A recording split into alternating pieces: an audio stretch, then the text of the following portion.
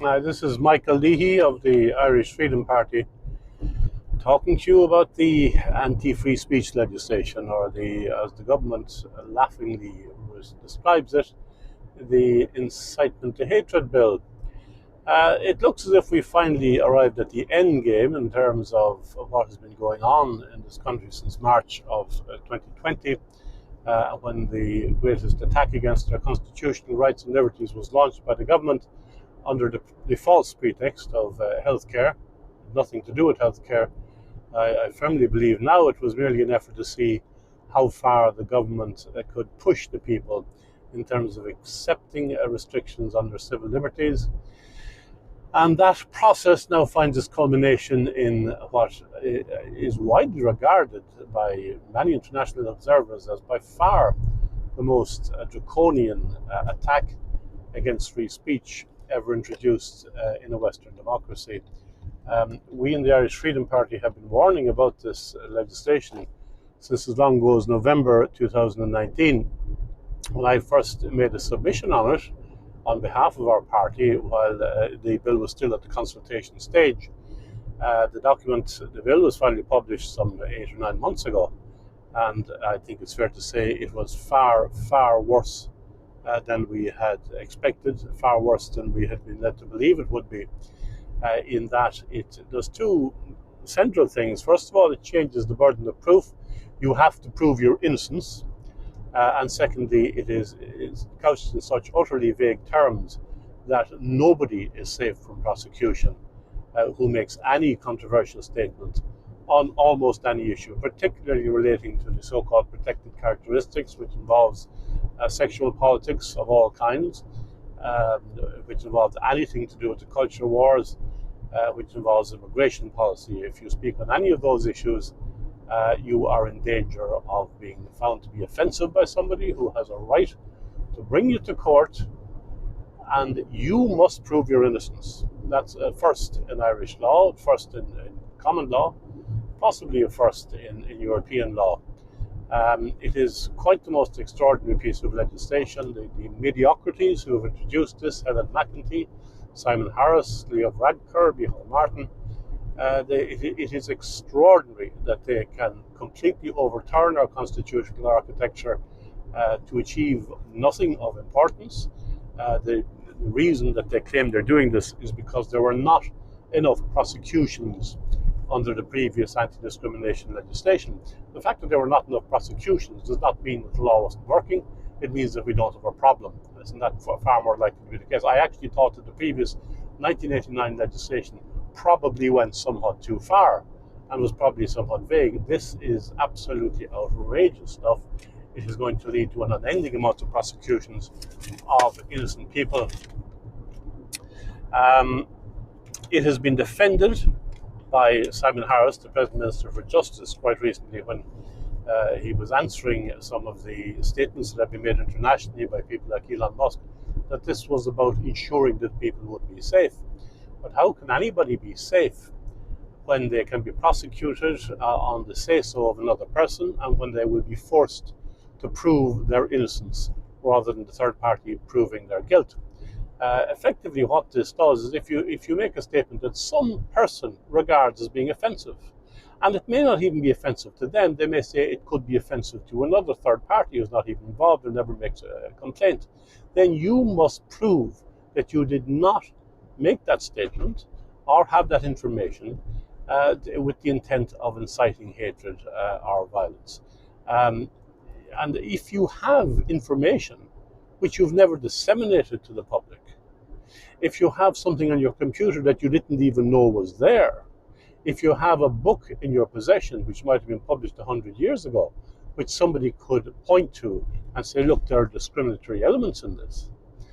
If the Gardaí raid your house on a district court warrant, which they can very easily acquire, and see some of the books that are in your library, which you may not even have read, and find out that there's discriminatory or unpleasant or offensive content in them, then they can force you to prove that you did not intend to use this with the purpose of inciting hatred. How you're supposed to be able to prove that, I don't know.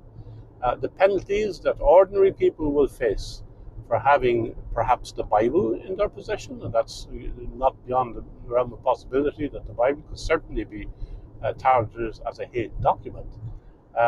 They could face penalties of up to 5 years imprisonment or massive fines, ruinous fines, of course, as always. Our penalties are completely disproportionate to any alleged nature of offence. I don't think the Bible will be used immediately, but you can be under no doubt whatever that within a few years certain sections of the Bible will be targeted, and people will try to have them eliminated and try to have them excised from the publication of future Bibles, for example. And if anybody possesses an old Bible, they may be prosecuted for doing so. So people will be forced to get rid of them if they have any sense. You may say that this will be there only for use in extreme circumstances, but of course we know the manner in which legislation is applied in Ireland. It will be used in an entirely discriminatory fashion. It will never be used against Islam, for example. It will never be used against people who come into our country and incite hatred or racial hatred against native Irish people. It will never be used against religions of other countries, but it will certainly be used against Irish people. It will certainly be used against the native population, and it will certainly be used against the Christian religion. We know that from the way that the judiciary operates. We know that from the way that anti-discrimination laws operate. They don't operate to prevent discrimination. They operate to reinforce discrimination. And whenever you see language being used in the modern Irish context by our government, you can assume that it probably intends to mean exactly the opposite of what it states. An example of this is my constituency, I won't call him colleague, my constituency adversary, Mr. Cathal Crowe, when he was talking about this legislation, welcomed the fact that it would prevent the Irish Freedom Party from expressing its opinions. Now, how any parliamentarian could say it is a beneficial thing to prevent an opposition party from expressing their opinions and still claim to be a representative of a democratic system is beyond my understanding. But that is what happens. Even the most left-wing, the most Marxist elements in our Dáil, people for profit, try to amend this legislation because they see how dangerous it is. But Varadkar and O'Gorman and Micheál Martin and Catherine Martin and Eamon Ryan would have none of it, and they forced the backbenchers to vote to pass it. So we have now the most draconian legislation on our statute books. It's necessary for us to start lobbying internationally. The one thing that annoys our government is when they get international attention. They've always regarded this as a small enclave. They can do what they like, and as long as the foreigners don't disapprove of it, they'll get away with it. So they were slightly embarrassed when people like Elon Musk and Jordan Peterson came out against this. I met a representative of the Robert F. Kennedy campaign for presidency last Friday, and I asked him to bring this matter to the attention of Robert Kennedy Jr., who of course has great interest in Ireland. The person I was speaking to as a senior member of that campaign was aware of this legislation. I was appalled by it.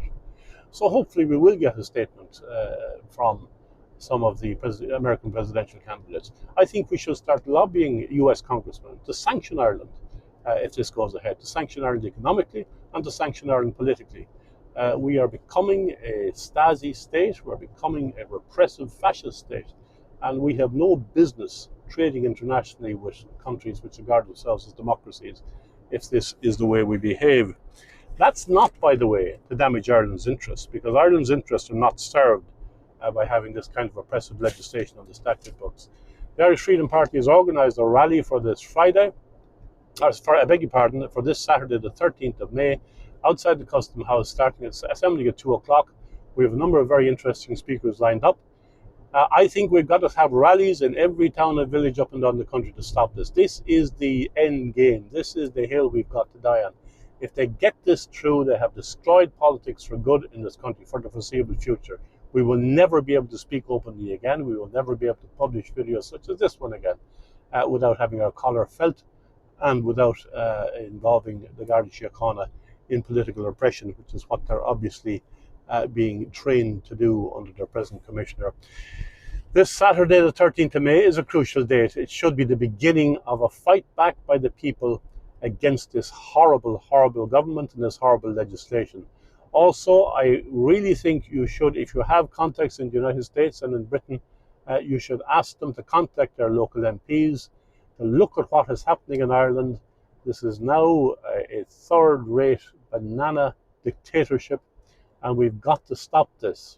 And you've got to lobby people to protect the Irish people from their own government, which is clearly the enemy of the Irish people and the Irish nation. I've been saying that for quite some time. But we've got to do this. That's the only thing that might bring these madmen in government to their senses and stop this appalling legislation. So this Saturday, 13th of May, be there. Drop whatever else you got on. Forget the rugby match. Forget the soccer match. Forget the Gaelic match. Go to the Custom House in Dublin. Saturday, 13th May, 2 p.m., assembling at 2 p.m.